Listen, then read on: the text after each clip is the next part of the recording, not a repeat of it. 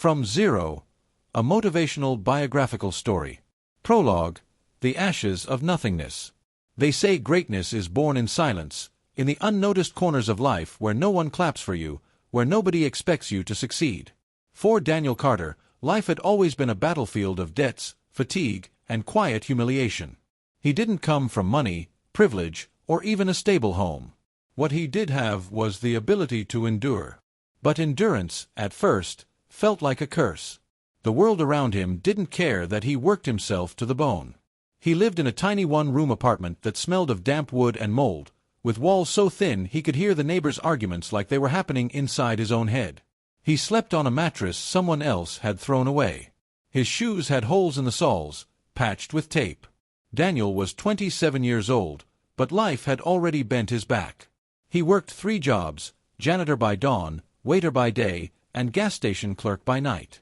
Each one paid him just enough to keep the lights on and put the cheapest food on the table. Sleep was a luxury he couldn't afford, and dreams were a currency he didn't even know how to spend.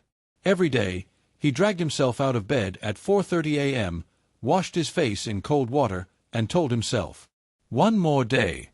Just survive one more day." But survival wasn't living. Part 1. Endless Defeats. Daniel's life was a cycle of exhaustion. At the restaurant, customers treated him like a piece of furniture. At the gas station, drunk men cursed at him when he refused to sell more alcohol. As a janitor, he cleaned toilets where no one even bothered to look him in the eye. Failure followed him like a shadow. He had tried before, tried to rise above his circumstances. At 22, he invested the little money he had in an online store. It collapsed within 6 months. At 24, he borrowed from a friend to start a small delivery service. He couldn't compete with the bigger companies. By 25, he had stopped counting how many times he had failed. It wasn't just about business, it was about life. Relationships crumbled because he was always too tired, too broke, too absent. Friends drifted away. His parents never believed he would be anything but a disappointment. And Daniel believed them. Yet, in the quiet hours of night, when he sat at the gas station counter sipping cheap coffee, something burned inside him. It was small, almost invisible, but it was there. A thought, a whisper. "I cannot die like this. I refuse to leave this world as a nameless ghost." That whisper became a seed. One evening, after finishing a double shift, Daniel sat in his cramped apartment staring at his reflection in the cracked mirror. He barely recognized the man staring back, hollow eyes, shoulders slumped, face tired beyond its years. And yet, beneath that exhaustion, there was fire. He picked up a worn notebook, the kind he carried around but rarely used, and began to write. Not about what he had lost, but about what he wanted. He wrote a single line. "From zero, I will rise." Daniel's first attempts at building something new came not from money but from desperation. He had an idea, to start a small cleaning service, because he already knew that world. He didn't have equipment, only an old mop and bucket. He didn't have connections, only flyers he printed on borrowed ink at a library printer. He posted them on doors, lampposts, bulletin boards. Nobody called. The first week, silence. The second week, silence. The third week, his phone rang. It was a small office willing to give him a chance. The pay wasn't great, but it was his first client. Daniel cleaned every corner of that office like it was a palace. He worked with such intensity that the manager asked, "Why are you working this hard? You're not being paid extra." Daniel smiled and said, "Because this is the first step of my life. I can't afford to be lazy on the first step." But reality is cruel. The second client canceled after 2 weeks. Another one refused to pay, claiming Daniel's work wasn't good enough. His phone stopped ringing. Once again, failure wrapped its arms around him like an old friend. Still, Daniel refused to let the flame die. He studied while working night shifts, reading books about business, marketing, customer service. He watched online lectures with half-open eyes, fighting sleep. He filled notebook after notebook with plans, mistakes, and lessons. The city didn't notice him. People didn't care. But Daniel cared. And that made the difference. By the end of that year, Daniel had 5 clients. Not much, but more than zero. He bought his first used vacuum cleaner with money he saved by skipping meals. He trained himself to speak politely, to shake hands with confidence, to wear clean clothes even if they were second-hand. And then, disaster struck. A larger cleaning company moved into the area, offering cheaper prices and flashy advertisements. One by one, Daniel's clients left. Within 3 months, he was back at zero. He sat on the floor of his apartment, staring at the unpaid bills piling on his table. His stomach growled from hunger, but he ignored it. "Maybe they were right," he whispered to himself.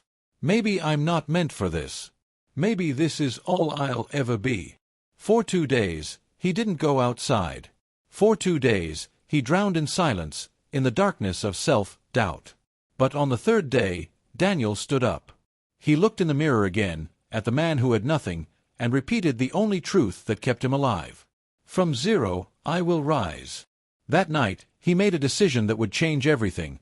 Not overnight, not in a week, but slowly, painfully, and eventually gloriously. He would not quit. Daniel's decision not to quit was not a heroic explosion of energy. It was a quiet, stubborn whisper in the back of his mind. That whisper said, "Keep moving." Even when his body was exhausted, even when his thoughts screamed, "Give up," he forced himself to take one more step. But steps in the dark are dangerous. The cleaning business he had tried to build was gone. His bank account showed a negative balance, the landlord threatened eviction, and the weight of hopelessness pressed against his chest like a boulder. Still, Daniel refused to give the world the satisfaction of watching him break. He needed a new idea, a new way forward, a broken beginning. Late one night, working at the gas station, Daniel noticed something. A delivery truck driver walked in and complained about the terrible cleaning of his truck's interior. Another customer joined in, grumbling about how expensive it was to get his small business office cleaned by big companies. It was nothing more than casual chatter. But to Daniel, it was a spark. He thought, what if I don't compete with big companies? What if I specialize in the places they ignore? The idea was simple: a small, personalized cleaning and maintenance service for people and businesses overlooked by larger competitors. He wouldn't try to undercut prices. He would offer care, reliability, and trust. It wasn't glamorous. It wasn't revolutionary. But it was real. Daniel went home that morning with no money, but with a vision. The first seeds of a dream. He started again, from scratch. He borrowed $40 from a coworker at the gas station to print new flyers. This time, they weren't generic. He wrote them himself. Reliable. Affordable. Personal. Cleaning and care you can trust. He added his phone number and stapled those flyers across neighborhoods, small shops, and truck stops. And he waited. Days passed. Silence. Weeks passed. Silence. But Daniel didn't stop. He knocked on doors, spoke to shopkeepers, handed flyers to delivery drivers. For every 50 people who ignored him, one would stop and say, maybe. And finally, a yes. A small bakery agreed to hire him to clean their kitchen after hours. The pay was minimal, but it was steady. And to Daniel, that was gold. Work like no one else. He attacked that bakery kitchen with the force of a man cleaning his own destiny. He polished every corner until it shined. The owner walked in the next morning, shocked at the transformation. Within a week, she recommended Daniel to her cousin, who ran a small coffee shop. Soon, Daniel had 2 clients. It wasn't success, not yet. But it was momentum. Daniel realized something important. His greatest strength wasn't intelligence, money, or connections. It was his willingness to outwork anyone. If a job usually took 2 hours, Daniel would spend 4. If others cut corners, he polished them. If others said, "Good enough," he said, "Not yet." Slowly, word of mouth began to spread. The silent enemy. But growth brought new challenges. Daniel was still juggling his 3 jobs. Cleaning the bakery meant working from midnight to 3 a.m. By 4 a.m., he had to be at his janitor shift. Then the restaurant, then the gas station. His body was collapsing. There were nights he drove his beat, up car home and woke up in a parking lot, realizing he had fallen asleep at the wheel. His hands shook from exhaustion. His chest burned from stress. The enemy was no longer just poverty. It was time. Something had to give. One morning, after nearly collapsing at work, Daniel made a terrifying choice. He quit his janitor job, the one that paid just enough to cover his rent. Fear gripped him like ice water, but he told himself, "If I want to build something real, I can't keep living in survival mode. I have to take the risk." The first collapse. With the janitor job gone, Daniel invested more time into his cleaning business. He built a cheap website using free tools, learned how to market on social media, and tried to look professional with second-hand uniforms he bought at a thrift store. At first, it worked. He grew to 5 clients. For a brief moment, Daniel felt the first taste of progress. But then, disaster. One of his clients, a small warehouse, delayed payments. Another canceled without warning. Daniel's car broke down, and without transportation, he couldn't reach half his clients. Within 3 months, his fragile business crumbled. Again, he was staring at unpaid bills, angry landlords, and the edge of bankruptcy. For the second time, Daniel sat on the floor of his tiny apartment, head in his hands, whispering, "Why does this keep happening to me?" The spark that refused to die. But the truth was, failure wasn't happening to him, it was happening for him. Every collapse carved lessons into his mind. Never depend on one client. Always have savings, even if tiny. Reliability builds trust faster than advertising. Failure was no longer the enemy. Failure was the teacher. Daniel stood up, bruised but not broken. He told himself, "If it takes 100 times, then I will fail 99. But I will not stop until the 100th. That was when the spark grew into fire. A vision bigger than money. Daniel began to see his business differently. It wasn't just about escaping poverty anymore. It was about building something that mattered. He thought of the people like him, the ignored, the overlooked, the ones too small for big companies to notice. What if his company wasn't just about cleaning? What if it was about trust? About giving people dignity? About making the invisible visible? Daniel wanted his business to be more than a way to survive. He wanted it to become a symbol, a risk into the unknown. So, he gambled again.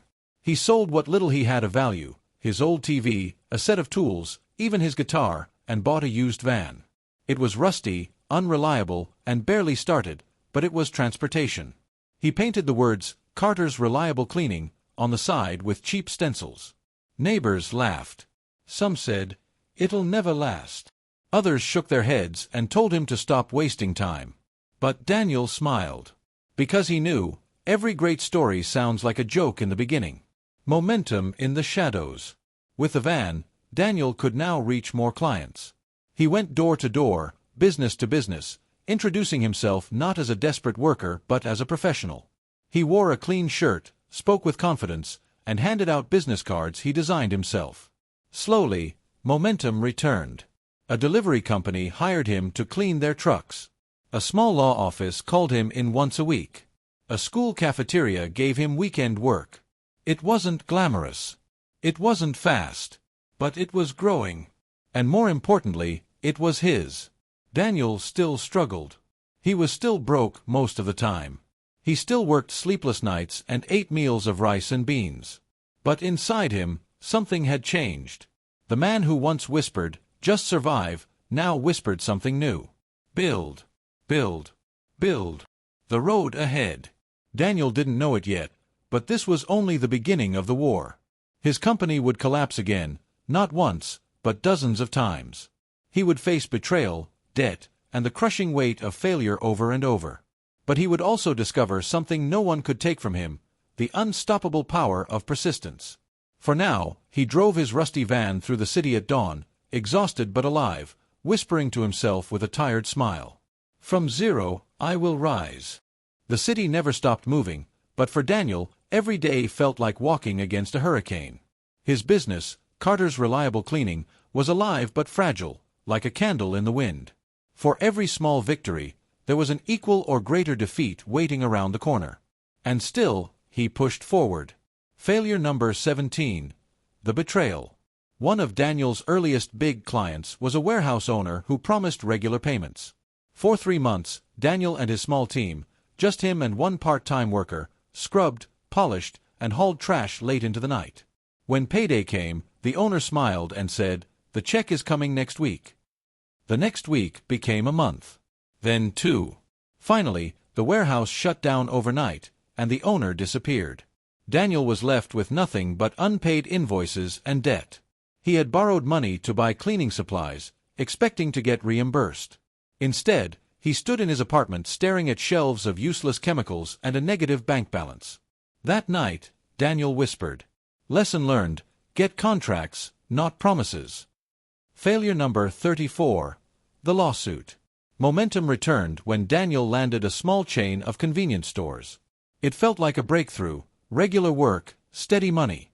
He worked harder than ever, making sure the floors shined and the shelves were spotless.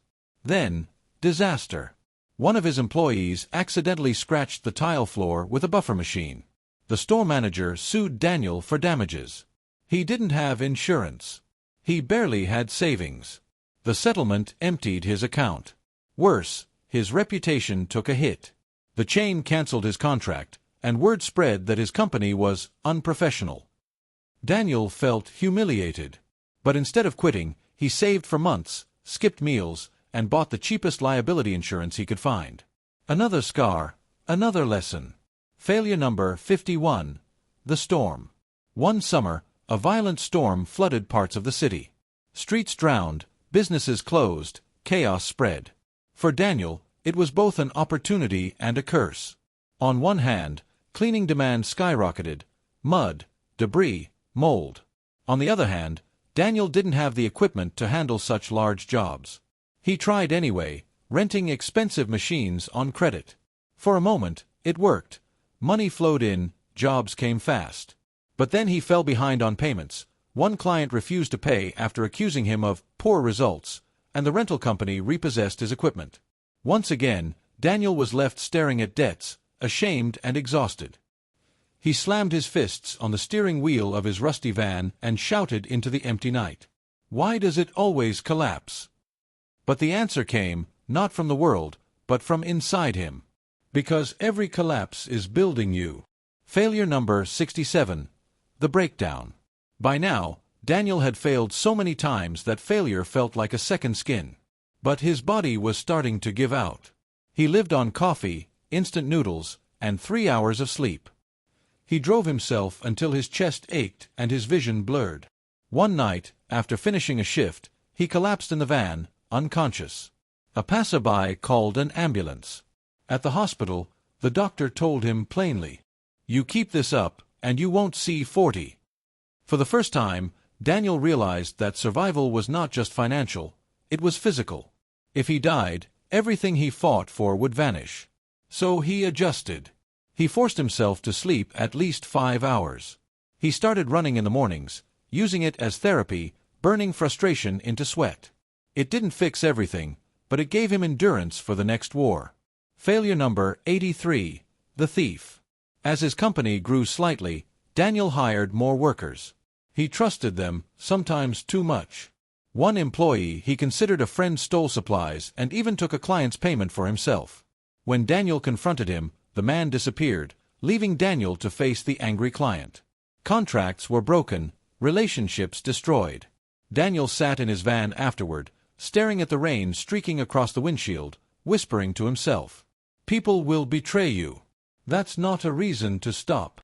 And he hired again. Failure number 96. The near bankruptcy. By his 30s, Daniel had experienced more collapses than most people do in a lifetime. 96 attempts, 96 failures in one form or another. Each time, he rose, rebuilt, and tried again. But the 96th nearly destroyed him. He had finally expanded: 2 vans, a small rented office, half a dozen employees. For the first time, he felt like a real business owner. Then came a brutal winter. Heating costs spiked, clients cut expenses, and several stopped paying altogether. Daniel tried to cover payroll out of his own pocket, but the numbers didn't add up. He maxed out credit cards, begged banks for extensions, even skipped his own rent to keep employees paid. By March, his office was empty, his vans repossessed, and his workers gone. He sat alone in the cold, unpaid bills spread across the table, feeling like death itself had come for his dream. The edge of nothing. It was here, at the 96th collapse, that Daniel truly faced the abyss. He was 33 years old. He had spent over a decade crawling through mud, chasing a vision that seemed to vanish every time he reached for it. He had nothing left, no car, no savings, no friends to lend money. He thought about quitting. Not just quitting the business, quitting everything. One night, he walked through the city streets, empty and silent, and whispered into the wind. "Is this all I am? A failure, a man who tried 100 times and never made it." No answer came. Just the hum of streetlights and the sound of his own footsteps. The spark of defiance. But deep inside him, in the place where no defeat could reach, there was still that whisper. "From zero, I will rise." Daniel returned home and opened his notebook, the one where he recorded every lesson, every scar. Page after page of failures, strategies, mistakes, and small victories. For the first time, he didn't see the notebook as a graveyard of dead dreams. He saw it as a manual, a guidebook written in blood and tears. He realized something powerful. He hadn't failed 96 times. He had collected 96 answers. 96 ways that didn't work. 96 lessons that no school, no book, no mentor could ever give him. And that meant he was closer than ever. Failure number 100, the final fall. Between the 96th and the 100th, Daniel fought like a man possessed. He started again with nothing, just flyers, grit, and a pair of borrowed gloves. But the world wasn't gentle. On the 99th attempt, his only client backed out, leaving him penniless. On the 100th, he secured 2 jobs, but the payments were delayed, and he couldn't cover rent. His landlord finally evicted him. Homeless, Daniel slept in his broken van, clutching his notebook like it was his last possession. Rain leaked through the roof. His breath fogged in the freezing air. Most people would have stopped. Most would have accepted defeat. But Daniel whispered into the dark. "Then let the 100th be the last failure. Because the 101st will be the beginning." The dawn of the 101st attempt. And so, Daniel prepared for one more battle. The final one. Not with desperation. Not with panic. But with the calm of a man who had been forged in fire 100 times and still stood. The city still didn't know his name. But it would. Because the man who had failed 100 times was no longer afraid of failure. And that made him unstoppable. The morning was cold, the kind that seeps into your bones. Daniel sat in the driver's seat of his broken van, wrapped in a thin jacket, watching his breath fog the windshield. He had lost everything again. His apartment, his clients, his workers. He was 33 years old, homeless, and broke. Most would have quit. Most would have said, "Enough is enough." But Daniel wasn't most. He looked down at his notebook, the battered coffee-stained companion that carried the story of his 100 failures. And for the first time, he smiled. "This isn't the end," he whispered. "This is the beginning. A different kind of beginning." The 101st attempt didn't start with money. It didn't start with an office, a van, or a team. It started with clarity. Daniel no longer chased quick wins. He no longer believed in luck. He no longer begged for shortcuts. Instead, he used every scar, every failure, every betrayal as a brick in the foundation of something unbreakable. He had been beaten 100 times, but those defeats had carved him into a man who understood business, people, and himself in ways that no textbook could teach. So the 101st attempt began with one question. What can I do better than anyone else, with the resources I have right now? Building trust, not just clients. Daniel realized that his true strength wasn't cleaning floors, it was earning trust.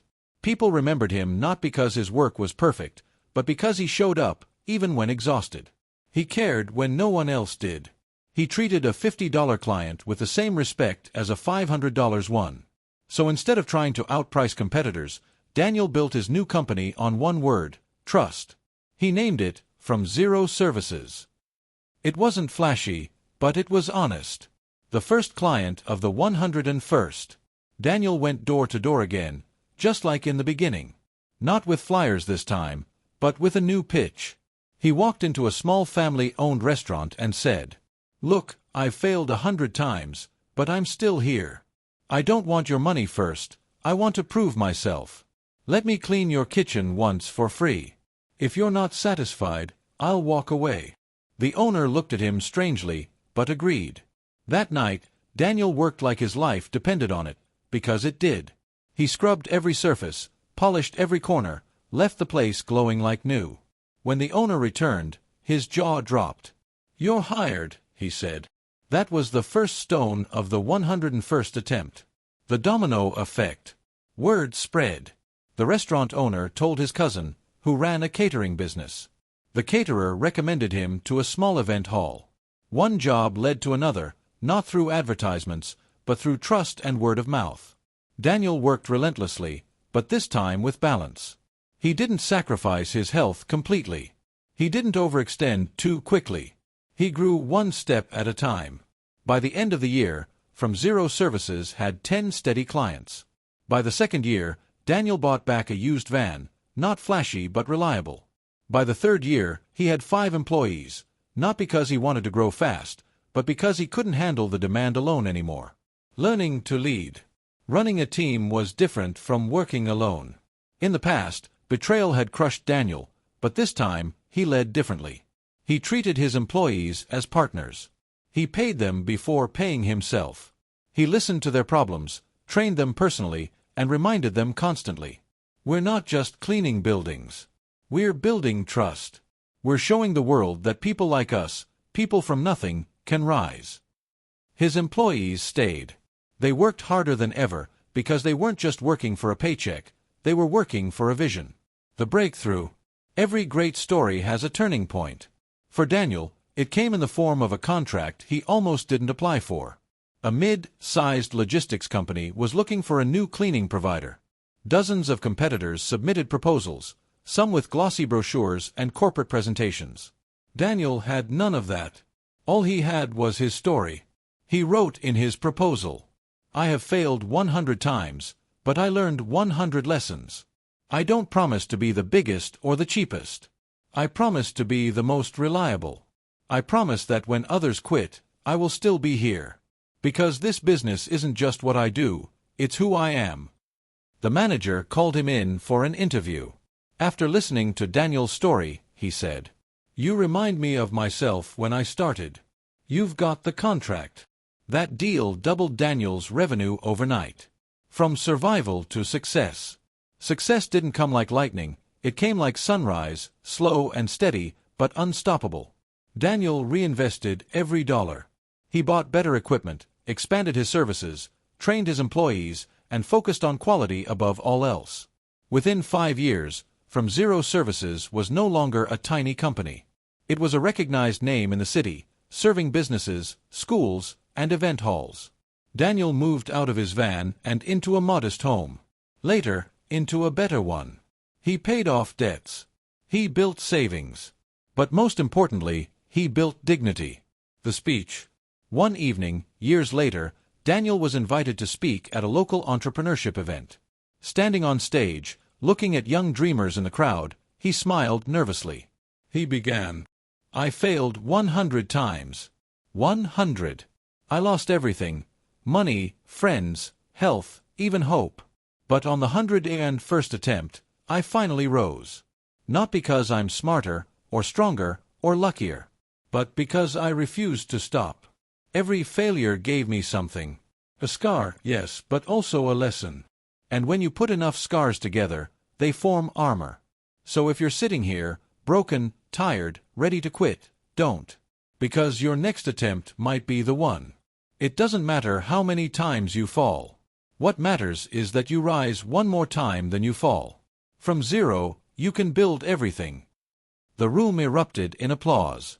But Daniel wasn't thinking about applause. He was thinking about the boy in the audience who sat with his head down, the same way Daniel once had. He hoped his story would ignite the same whisper. If he can rise from nothing, maybe I can too. Epilogue. Legacy of struggle. Daniel Carter never became the richest man in the city. He never had yachts, mansions, or global fame. But he didn't need them. He built something greater, a life of meaning. His company employed dozens of people who, like him, came from nothing. He mentored young entrepreneurs, teaching them that failure is not the end but the beginning. He left behind not just a business, but a philosophy. That no matter how many times you fall, you can always rise. That from zero, you can build everything. And when people asked him the secret of his success, he smiled and said the words that had carried him through the darkest nights. From zero, I will rise.